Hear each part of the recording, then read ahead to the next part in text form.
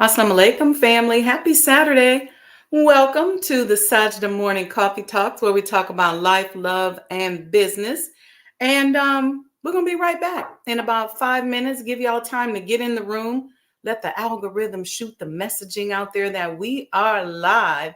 And we'll see you all in a few. Tell a friend and let me know when you get back what kind of coffee, tea, what you're drinking. All right.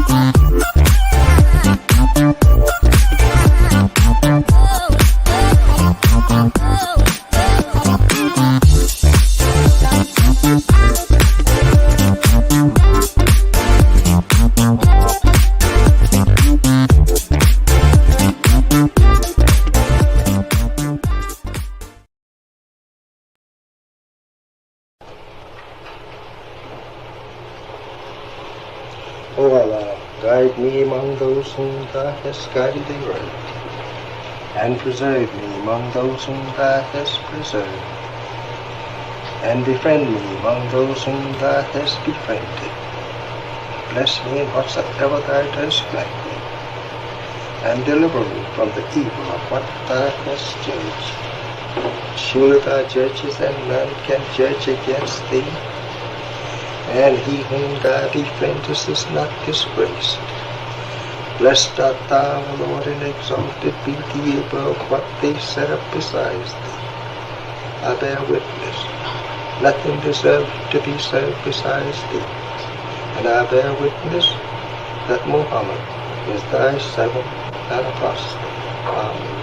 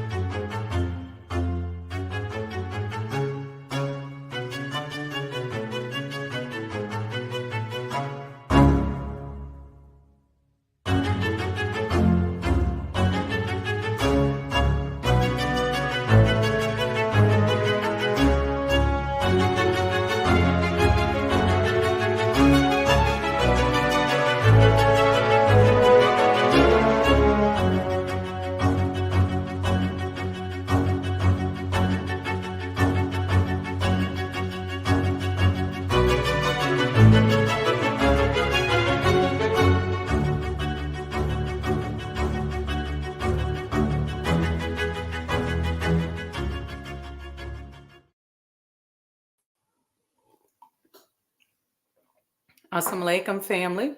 Welcome to the Sajdah Morning Coffee Talks, where we talk about life, love, and business. Got me some coffee today. It's not black, but the cup is black, and it says hope, power, magic, history, and excellence. So what y'all sipping on this morning?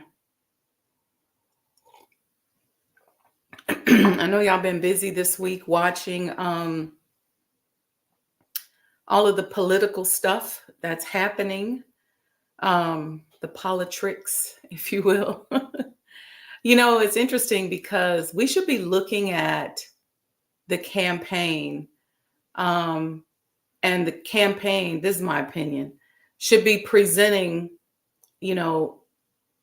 issues of importance to voters. But I think Mom says she got some hazelnut coffee. That sounds good. But I don't know that we're educated enough about the issues and what should be important to be able to just look at the candidates and go, yeah, I like that candidate based on that. So, what they're doing is everybody's playing on our traumas. It's almost like who can ignite or best use the energy of our trauma, and that's who's going to get the momentum.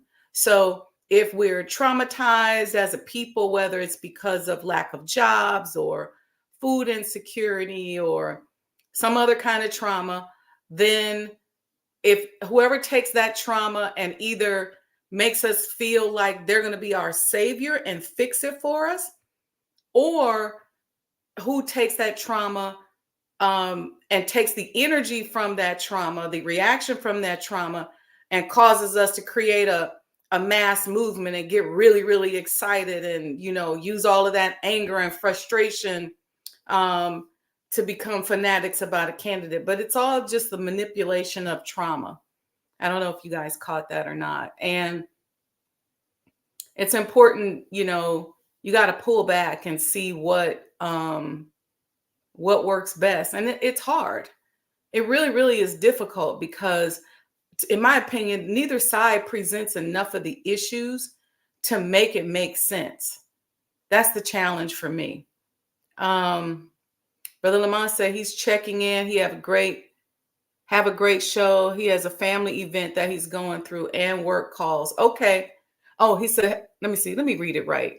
I'm just trying to interpret in the middle of my thought. He said, checking in, have a great show, family, and event this morning. Work calls. Okay, so he's going to work. All right. Brother Lamont, one of our longtime friends of the show. Sending you good energy, Brother Lamont. Enjoy your morning. So I was talking about, it's like neither side gives us enough information to make it make sense to me. It's what I feel is just the manipulation of emotions and the manipulation of traumas. How traumatized are you by the lack of equality and by the racism and by the food deserts and by the income inequalities and the hiring inequalities and the contract inequalities. And then people just kind of go from there. Regional Sky Girl says she just landed. Greetings from hot Houston. Yeah, Houston got it going on with that weather. Let me tell you. Van Zellen Brown, welcome. Thank you. Welcome to the show. I don't know. It's hard. I will tell you this. I think it also depends on what career you're in.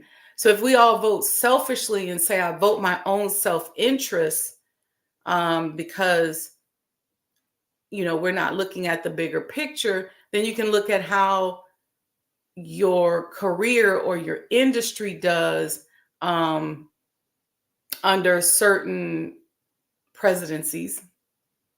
I know for me, I'm kind of in a few industries, and in the business consulting world, we tend to do better under Republican presidents. So as a business consultant, we were rocking and rolling under Bush. Um,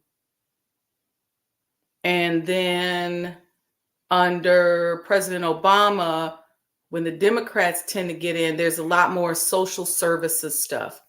So you can get contracts, doing things, softer skills, teaching, training, that kind of stuff. Not as many technical contracts come out there um, in that field. And then, so under President Obama, it kind of moved a little, it shifted from those business contracts that all the firms were getting during the Bush era to more of the soft skills.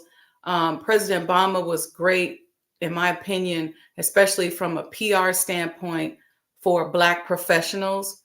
Um, just like I believe that Kamala Harris is going to do great for the PR of Black women. And I think right now we need some better PR as Black women. I think we're just too extreme in the way they present us to the public. And most of us are not like that. Most of us are not wild, ratchet women out here, sex crazed, and that old stereotype of us. So I think that Sister Kamala will give us a little bit better PR, even if you don't agree with her views and some of her history, and especially as a prosecutor in California, some of that's challenging. But I think for presenting us as Black professional women, looking at it from that standpoint, I think it will help us because we need a new world image. Sister Michelle Obama did a great job with that. But as First Lady, I just think there's only so much impact she could make. She made a really great impact as First Lady, but not necessarily enough, because when you go into pop culture, the images of us being the opposite of what she represented are so strong that it becomes difficult to combat that. So I think as a presidential candidate, Sister Kamala will give us more of that PR as Black women in terms of professionalism, in terms of presentation. Is she perfect? No. Is she going to be perfect? No. Does she have some flaws and stuff in her background that we don't like? No. But, it's almost like you got to look at it selfishly and just go, what is it going to do for us and who she represents as a Black woman, as an AKA? It's going to really represent the Divine Nine in a certain way. And I think that's good. Just in the same way that I think that President Obama did for us as Black professionals. And a lot of people don't see this because you may not be out in the professional world or out in the corporate world, and you may not have to battle, certain images. And you may not realize how public figures impact your own personal branding. And you may not even be aware enough in your business, or you may not have been doing for self long enough to even understand branding, personal branding. And it's just something you have to be very mindful of. There may be places you want to go, things you want to do, stuff you want to post that impacts your brand. And then you decide where you want to be a pioneer. People tell me I have branding issues because I post a prayer of the Honorable Elijah Muhammad at the beginning of every one of my shows. But that's the basis of my spirituality. And so that's important to me. So I'm willing to be a pioneer there. I'm also willing to demonstrate to you, as a woman whose foundation is Islam, as a woman who is a Muslim, how we conduct ourselves, the levels of integrity, the behavioral parameters that we operate from, the principles. I'm really big on demonstrating that in the public so that people who work with me later, when propaganda comes to them and something negative comes up about us, they'll say, oh no, I worked with Wendy Muhammad back in the day and she was, this kind of person. None of us are going to be perfect. Get out of this cancel culture mentality that there's going to be perfection. We're going to mess up. We're going to ruin relationships. If you have a relationship, you know that all relationships are challenging. And all relationships have trauma we got to wade through. None of us are going to be perfect. But I think in this world today where propaganda is everything, marketing, branding is everything. And I call it propaganda because people can't wait they will go on your page. I had some people go on my page and look at the work that we were doing with Sajdah House and say, oh, I didn't know you were building a mosque. I was like, whoa, I'm not an imam. I'm not even qualified to be building a mosque, but no way, shape, form, or fashion am I building a mosque. But, people see what they want to see, and they see a limited amount of information, and it gets filtered through whatever they already think, and then they draw some kind of conclusion. I remember, I heard that one. I've heard so many different things. I heard somebody say, and some of this is negative propaganda that people put out. Let me just be clear, because remember we talked about business warfare. And in business warfare, they put out negative things about you, or just a slight tweak of the truth of how you present, which will turn people off. I had somebody email me about business consulting services and say, well, I know you only work with Muslim businesses, but I wanted to talk to you and see if you could help me with something. And I said, wow. I said, where in my presentation, as a businesswoman, when you sat there, did you get that I only work with Muslim businesses? Is it because I'm Muslim and you assume that? I couldn't draw that out of her. And she just said, wow, I don't know where I got that from. And I said, yeah. But later she said that she was talking to somebody and somebody told her that. And so that's why she pitched her email to say, I will, if I would work with her or whatever. And I told her, I said, well, the majority of the clients and the way I've made my career have not even been with people who look like me. So yes, I love to help Black businesses. I love to help Muslim businesses because I believe that we're marginalized when it comes to the business world. So yes, it's very, very important. But is that the only thing I'm working with? No. Mm-mm. So you just have to, people draw their own conclusions. I always tell people, even some of my clients who call me for branding, if they have a lot of social things that they do, and if they're not able to package the social things that they do up into a professional package, I suggest that they even have separate social media pages. Because some people go to enough events in the industry, like they go to banquets and things like that, and they can say, hey, I'm at the such and such banquet for humanities, but it's also a party. It's also a social gathering. But then some people just like going to different things. They love festivals. They love events and all of that kind of stuff. I take photos a lot of times when I go to events, but I don't post them because of I deal with a lot of business and finances. And because people have a lot of trauma around that, you have to be mindful of how you present. And you'd be surprised that just from this show alone, how many clients and customers I have received just from people looking at the show. And then they go through and they comb your social media. And because of how I post, and this is way back when we were posting at the beginning of Facebook, I was one of the first persons to start posting quotes. Back when nobody was on Facebook, we were on MySpace. And people were using MySpace for music and pornography. And I used to go out there and put positive quotes, upliftment, motivation stuff. I started doing that way back then. And then when we migrated over to Facebook, I kept doing it.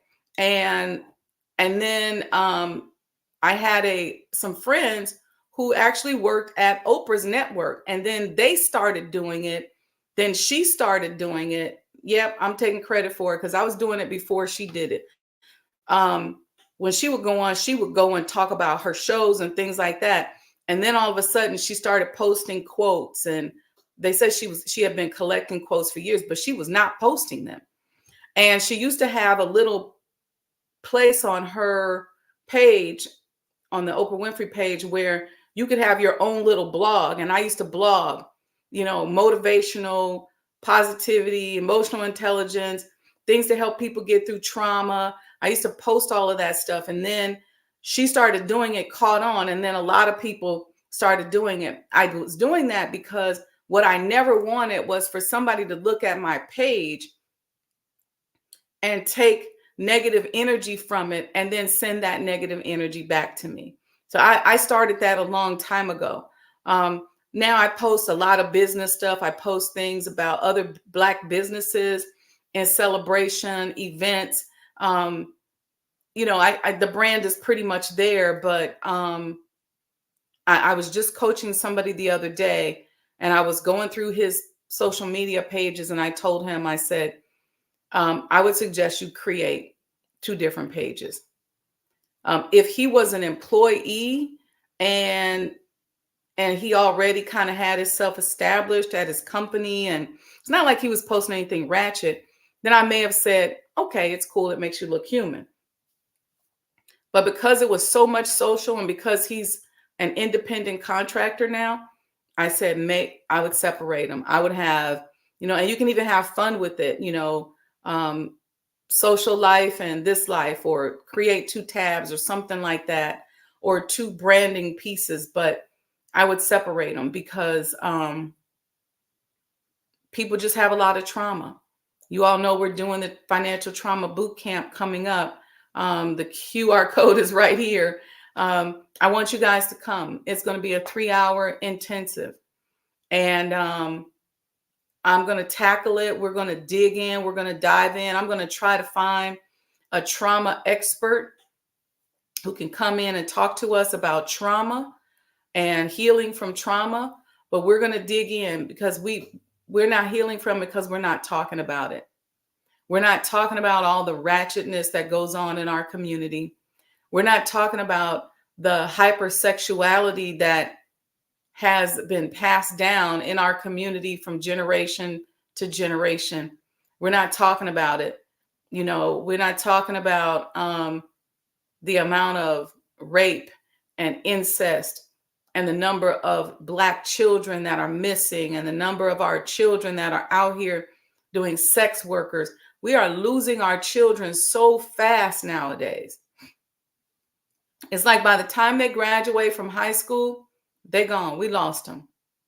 They may stay around as a shell of a person, but we're losing them. And it's because we're not talking about stuff. We're not having real live conversations where we're literally sitting up talking.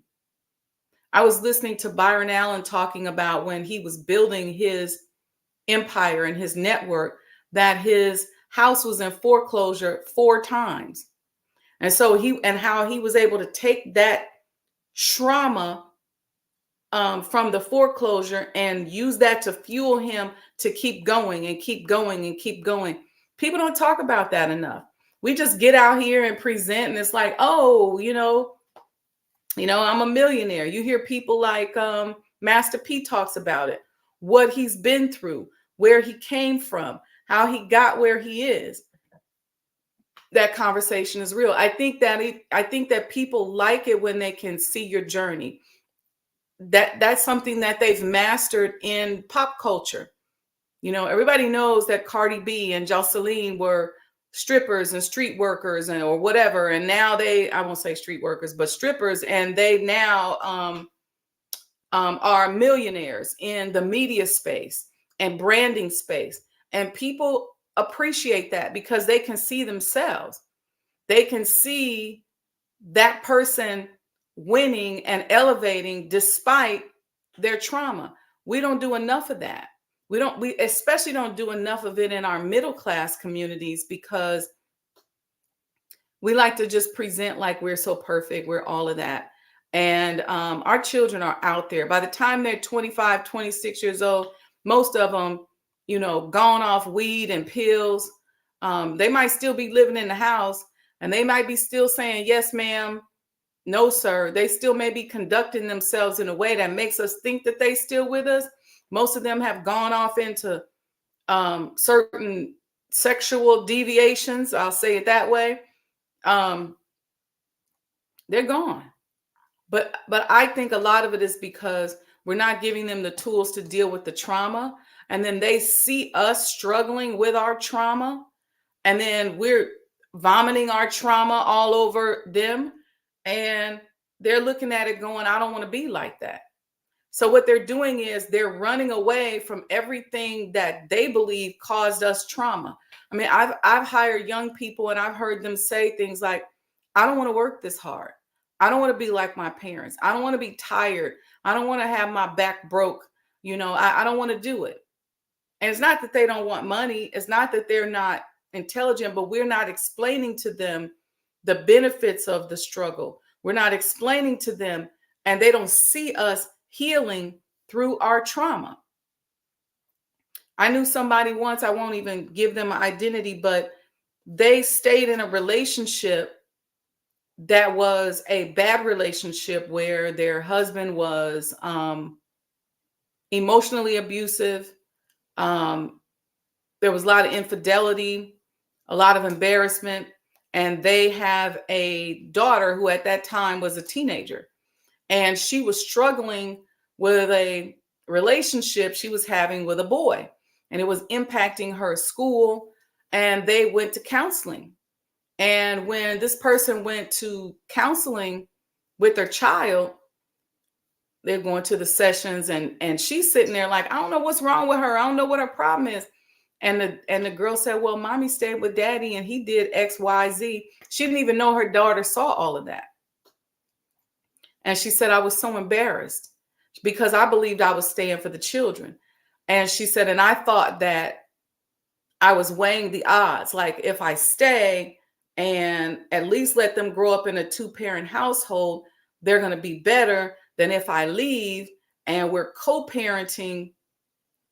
But the damage that she did to her daughter by just letting her daughter see her struggle through the trauma was worse than what she would have ever imagined, because her daughter loves her and her daughter was mimicking her and modeling her. And so she started mimicking and modeling her in relationships. A lot of us do that financially. That's why we're going to work on healing from this financial trauma.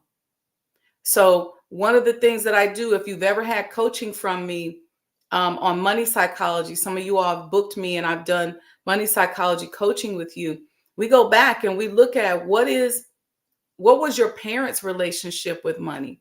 What were you taught in the house growing up? You got these common things in the Black community like money don't grow on trees. Well, what is that saying? What is that really saying?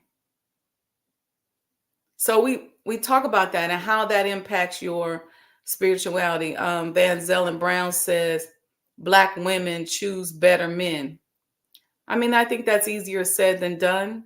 You could say Black man choose better women, maybe just choosing better in general, maybe going through the healing journey together, so that we are both giving each other grace and respect as we're healing.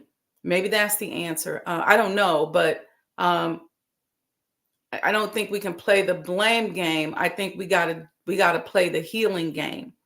And to the extent that we can control what we control, which is ourselves, and to the extent that I heal as a person, then I'm going to be better in relationships. I'm going to set better boundaries.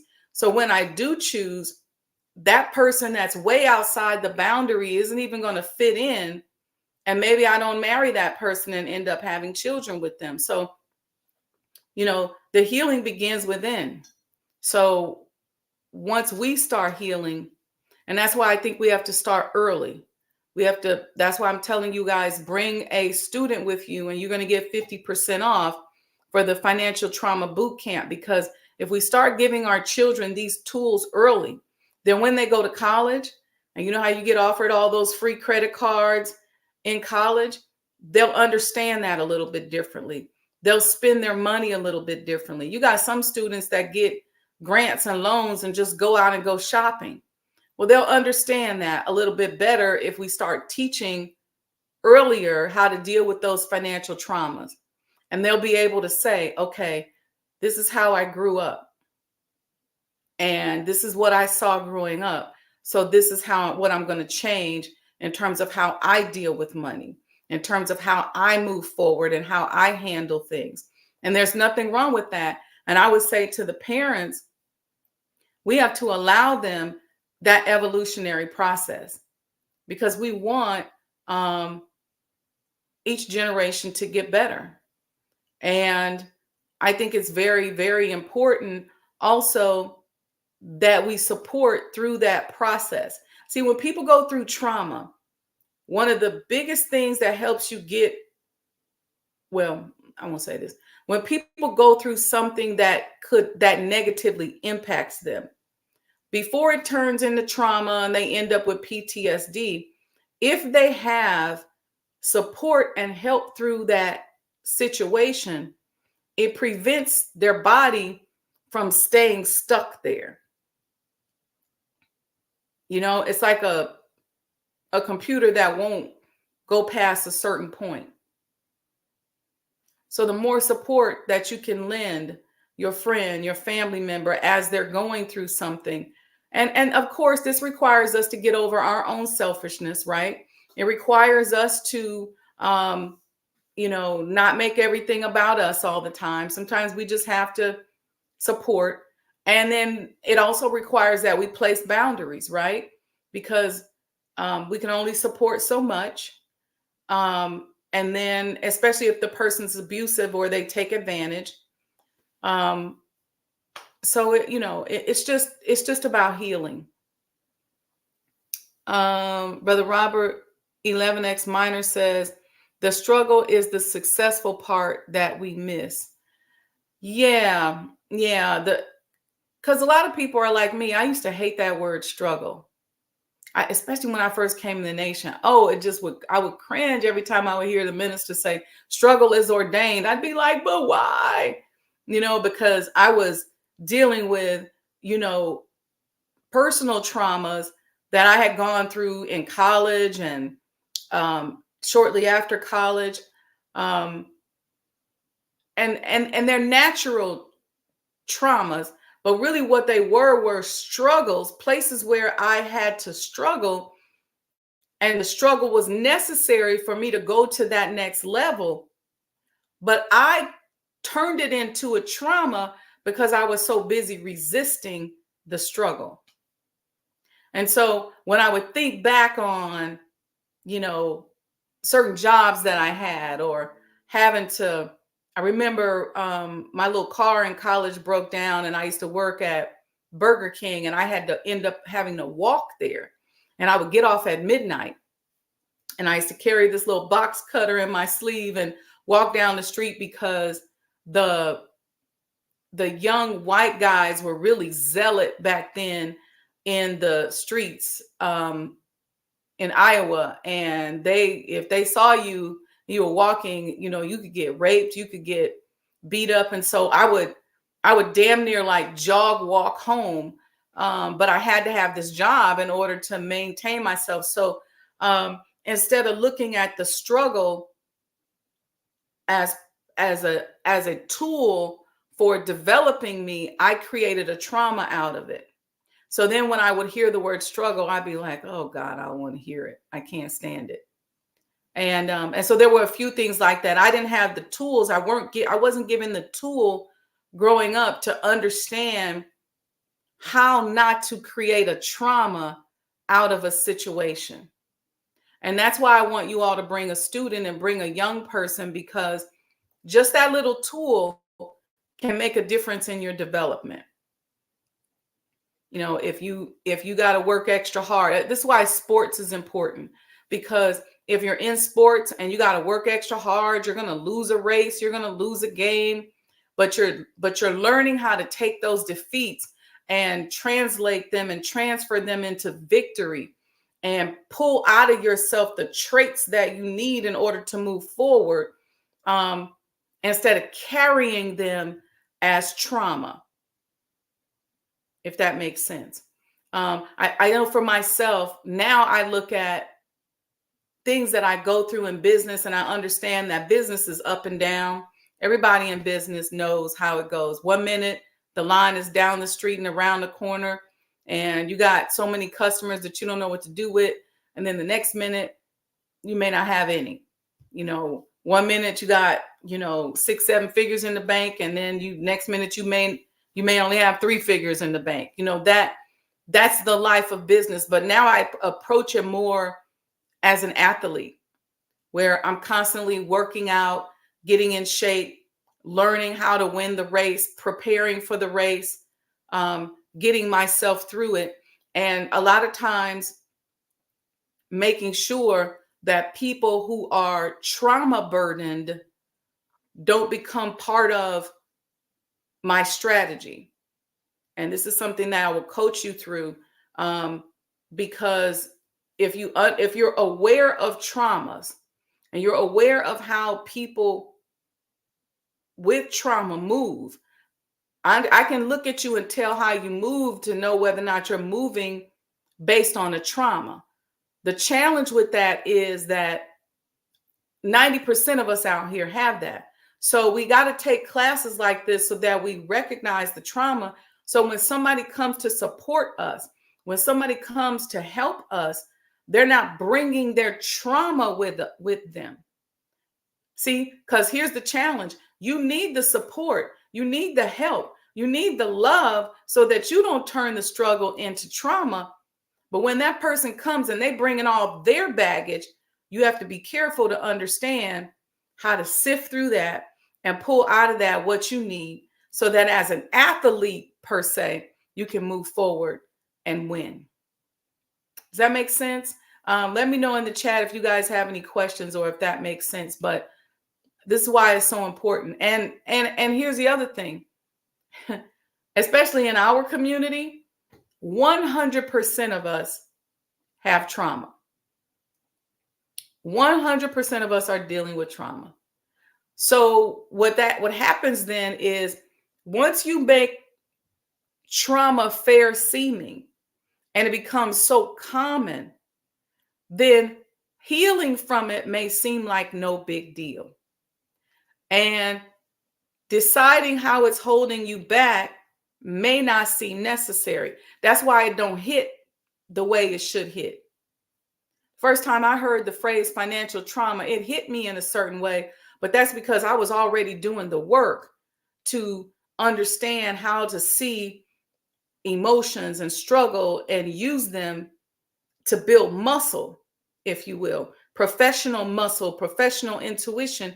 I was already doing the work. So financial trauma hit me like, ooh, a light bulb went off. And so since probably early 2000s, I've been teaching about how to get through financial trauma. I even stopped using the phrase financial trauma, and I just started breaking it down. So in my book, if you notice, I'm just breaking down the different aspects of financial trauma, calling it mental strategies and different ways that we heal, because we reject financial trauma. Brother Robert says, struggle equal lessons, which are truly a blessing that make the L not a loss, but a lesson. Beautiful. I love that. I love that. That's exactly right. And in that is a tool that I didn't necessarily learn growing up. So as I got older and I got grown, those struggles, I didn't see them as lessons. It wasn't until later when I started going back over some of my struggles saying, oh, and I literally went through a lot of my struggles and wrote them down. And I just spent time in gratitude for each and every one of them. It was a very powerful healing exercise I took myself through. Everything that I had gone through, every challenge, every time I didn't have some place to live, every time I didn't have no money, every time I, skipped meals or whatever I went through, I started just writing down those major things that came to mind, and I got thankful for them. And I said, you know what, Allah, thank you for this, because this is what you taught me in this space. And this is how you tweaked my personality here. And this is how you grew me closer to you there. And then once I started building up that practice, I then was able to see challenges and struggles as lessons and not losses that I needed to heal from or needed to go through PTSD counseling to get over. But that's a tool set. And I'm lucky and I'm very blessed to have embarked upon a spiritual journey, especially with our study guides in the Nation of Islam, which is self-improvement, the basis of community development. That started me on the self-discovery and self-improvement process. And luckily I was in that work and I was able to figure that out. But so many of us don't. We just start to then go through the trauma. We go through the struggle. It becomes a loss and not a lesson. And then the loss, we get PTSD. It becomes a trauma, and we create a rule. We create a rule because we put up a wall, and then that wall imprisons us. And then we are all out here functioning emotionally like children. And I don't mean that in a negative way, but we're functioning like children because that's what we did as children. See, as children, if somebody hurt you or hurt your feelings, it could be what they call a micro feeling or a macro incident, micro incident or a macro incident, whatever. But if somebody hurt your feelings, as children, you put up a wall because you don't want your feelings being hurt. So you kind of block that off. And then as you grow, you have more and more walls. Pretty soon you're in this tiny little box that you operate in. You have dreams of making money. You have dreams of being on a world stage, but you can't get there. You can't get to where you're trying to get because you got all these restrictions and walls. And then those walls become your prison. So that's real. So what this boot camp is designed to do is help us to have the courage to take down those walls and to begin healing. Part of the process of healing is awareness, because you can't heal from what you don't know. And, there's a saying that if you can see it, you can be it. But the other side of that is if you can see it, you don't have to be it. Right? So a lot of times we have blind spots and we can't see. We can't see what's holding us back. We can't see what the problem is. And so we grow older and we die with our dreams inside of us. And we become bitter and upset and in our mind, we're competing against other people, younger people, darker people, lighter people. We're competing. We go right into Willie Lynch, and it becomes so comfortable for us because we've always had these walls up. We're in a prison. It's never too late to take those walls down. You can still do for self. You can still open a business. You can still have dreams and goals, even if you 50, 60, 70, 80, 90 years old. You can still do it. In fact, about it, the dreams and the goal is what's going to keep you youthful and young, even in spirit. So the QR code is right up here. Okay. So make sure you sign up. I set it up so as soon as you go on there, the discount code will be there. I'm going to give y'all the honor code. Make sure you bring a student. Sign up, bring a student. I'm looking for a trauma expert right now to come on and teach us about trauma. Okay. Because I want us to really raise our awareness around trauma and get deep into it. We're going to roll up our sleeves. It's more than just this 1 hour show. Um, we want to have homework and things that we take away. I want you to walk away from that 3 hour boot camp a different person, a new person. Brother Robert says, the Honorable Elijah Muhammad said it takes 75 years to learn how to start living. We have to have that type of conversation. Yes, yes, and yes. I quote this all the time. He said it takes us 75 years to learn how to live, and most of us don't make it to 75. And if we do make it to 75, we so filled with trauma and negativity that we don't have any kind of worldly goal or anything that we're working on. We're not working on improving. We're just happy we can still move around. And so we just want to kick it. But our mind should be at the point by the time that we're 75 that we should be manifesting anything. And that's no shade against anybody else, but that's just how deprived we've been in this society and culture that we're in, that we're not even seeing the real fulfillment of who we are. It's not, I think he also said that, or it might have been the minister that said this, it takes you until you're 50 to even figure out who you are.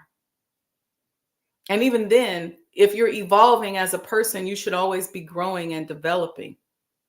So I'm not the same person I was when I woke up this morning. When I woke up this morning at 4 a.m., I was a whole different person. But I took myself through a series of spiritual exercises and awareness and awakening that actually began a transformation process. So by the time I got on here with you guys at 6 a.m., I'm not even the same person. I'm not even the same person that I was last night before I went to bed.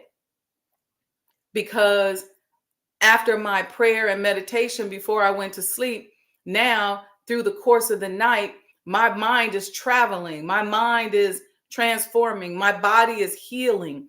My central nervous system is resetting and recalibrating itself. My cells are now responding to the different energy that is happening because I've released resistance overnight. So when I wake up, I shouldn't even be the same person.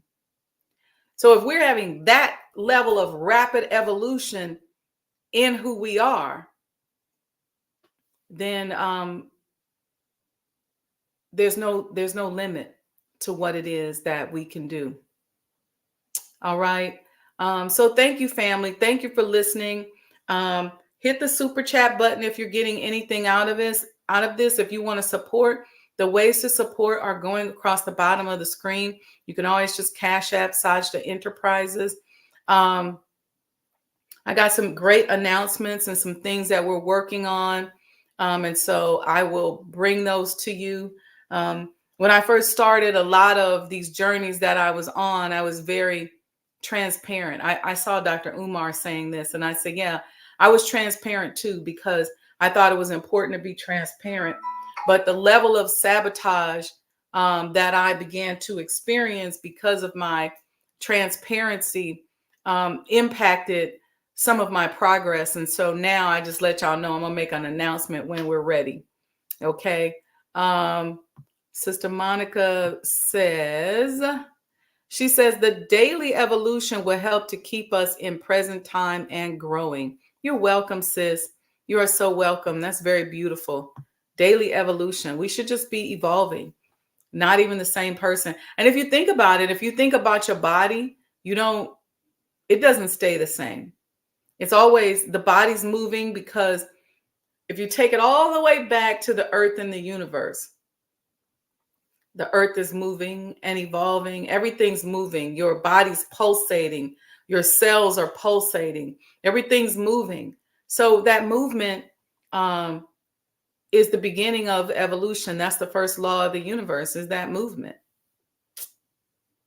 Okay, family. I was getting ready to get into something else, but I'm gonna let that go. All right. So sign up for the boot camp. Okay. implore you all, it will be worth it.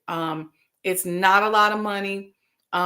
If you don't sign up by the 26th, it's going to go back to $299 a person after the 26th. It's on August 11th. But between now and the 26th, if you agree, and we're going to use the honor system to bring a student with you, you can get the registration for 50% off. So that's a deal. So it'll be two of y'all going for 50% off. It's opposed to one of you at $299. Okay. Basically, it's like, two for the price of one almost. So sign up. It's going to be worth it. It is going to be worth it. And if you want to go back and listen to yesterday's coffee talk on financial trauma, and some of you have emailed me and said, well, I grew up this way and that way, and I'm this, and this, and I ain't going through no trauma. Okay. If you say I'm not going through no trauma and I don't think I can heal, well, at least come to the workshop so that you can recognize trauma in others. And as you're building and developing your business and you're navigating through the financial world, you understand how to tweak your presentation, tweak your sales strategies, your communication strategies, because you're aware of the financial traumas that people are going through. Okay. And financial trauma is real. We are very familiar with the financial traumas in our communities, but there's financial traumas in many different communities. And it's real. It's because of the nature of the type of capitalism that has ruled the world for the past 400 or 500 years. That's what has caused the trauma.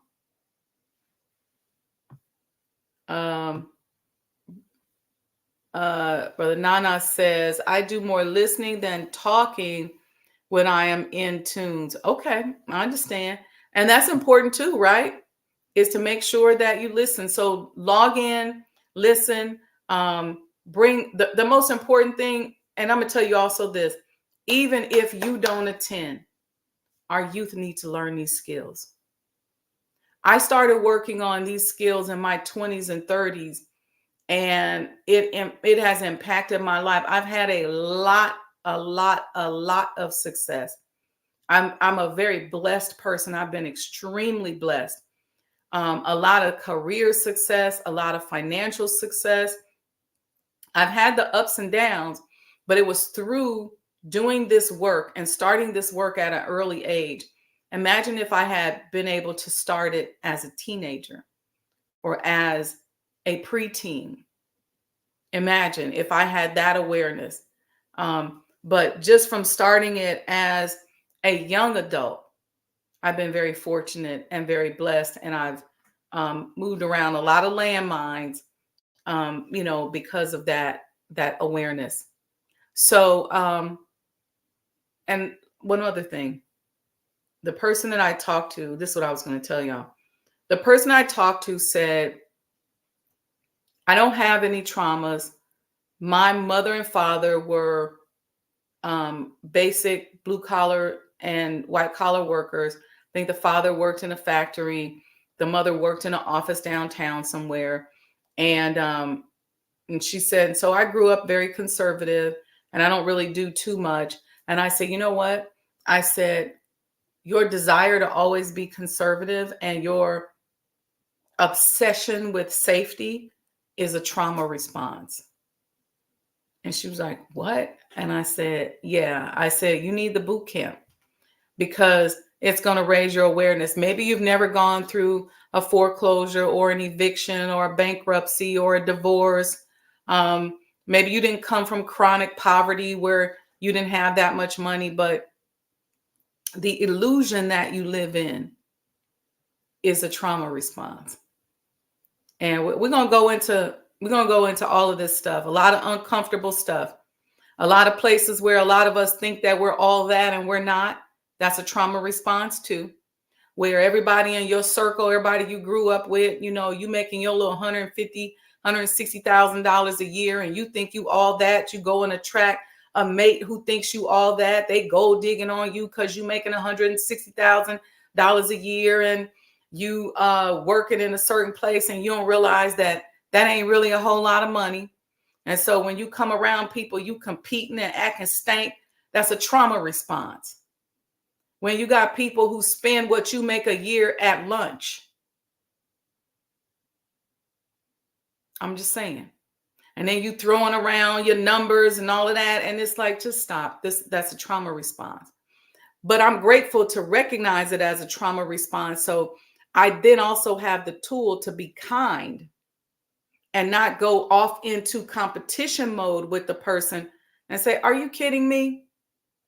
This how much I make, this how much my house, I done had 10 houses. That I don't do that. So, but that's because of developing the tool of knowing how to deal with people with that level of trauma. Or people who say, somebody say, oh, you know what? I'm on my way to Egypt. I go, oh, wow. I love Egypt. And then instead of us talking about why we both love Egypt and why it's so beautiful and why it's amazing and why we want to go back and all of this stuff, what do?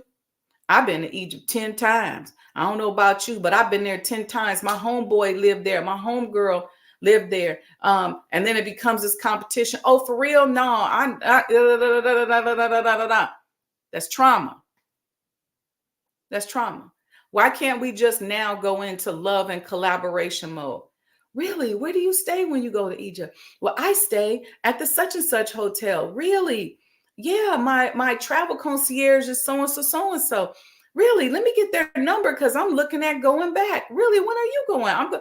Why can't it be that level of collaboration? Have you seen this? You should check this out. We start getting in. We start quantifying our visits and how many times and how many countries. And some people will even ask you. I had somebody ask me, how many countries have you traveled to? Why are we quantifying this? This is all trauma. It's all trauma. And you don't even realize that in that little trauma response, that little bantering back and forth, that is a trauma response. You just impacted your relationship with your brother or sister. You just impacted your ability to do business with that person. Remember, our goal is to get us into the position where we can work through the science of business together and introduce much needed goods and services in our community. So the haterism and the competition that escalates in our community, we can start to dissolve some of this. Okay. Thank you all. Yes, please hit the share button. We got to make sure that we all go viral ourselves. Yeah, some things they do to make us feel a little better. Yeah, but what we don't realize at the expense of trying to feel better because I've traveled to more places than you, or I got more money than you, or all of these fake illusions, we're impacting our relationships with one another.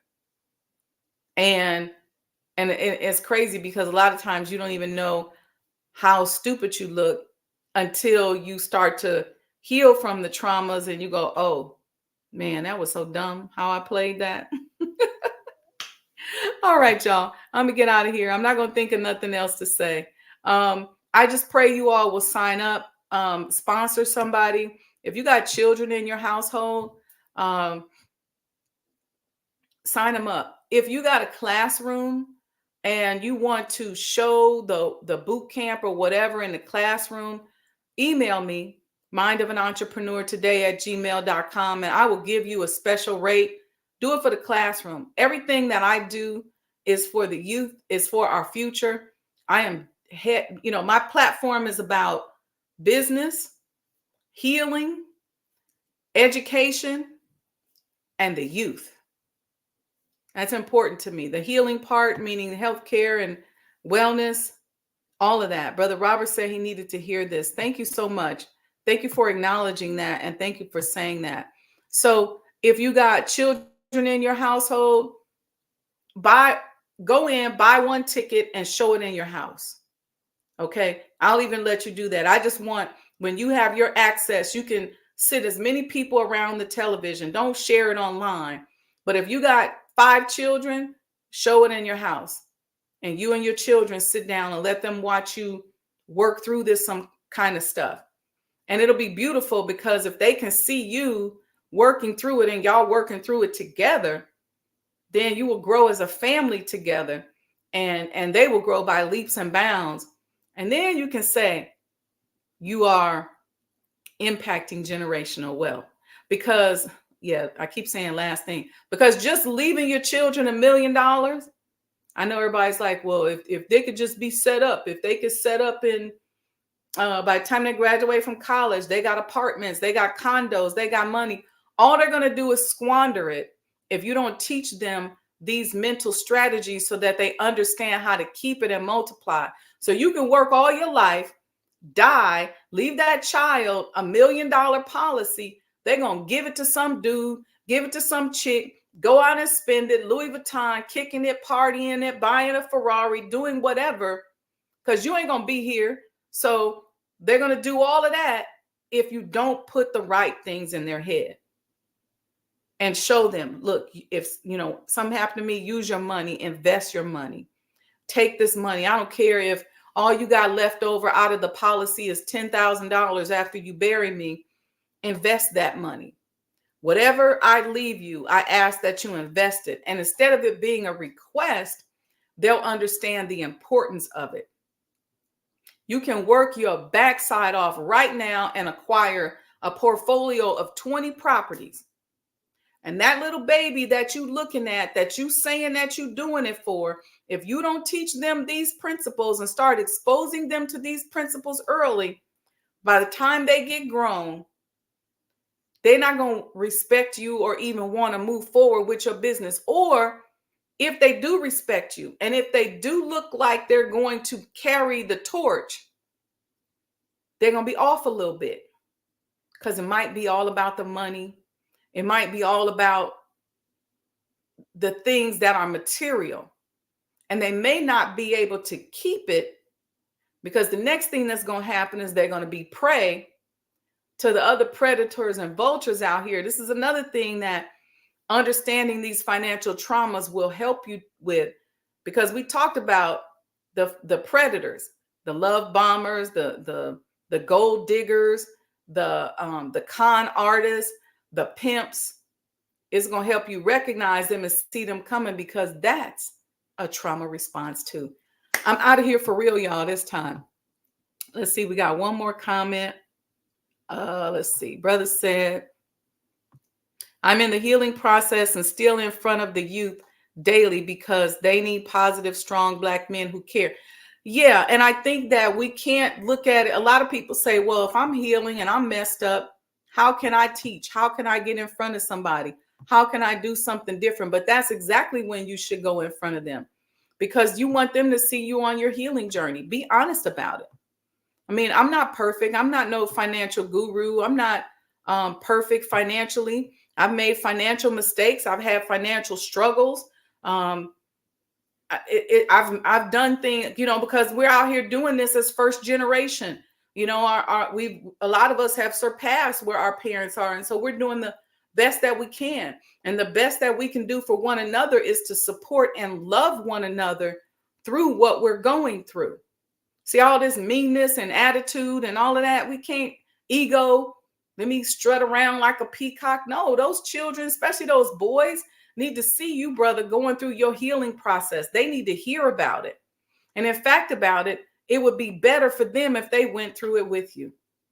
So if you're in front of the youth, I would say all you got to do is buy one access pass, and you can show it. You can have my permission right here from the show. Show it from the youth center, the school, or wherever it is that that you guys are going to show it from.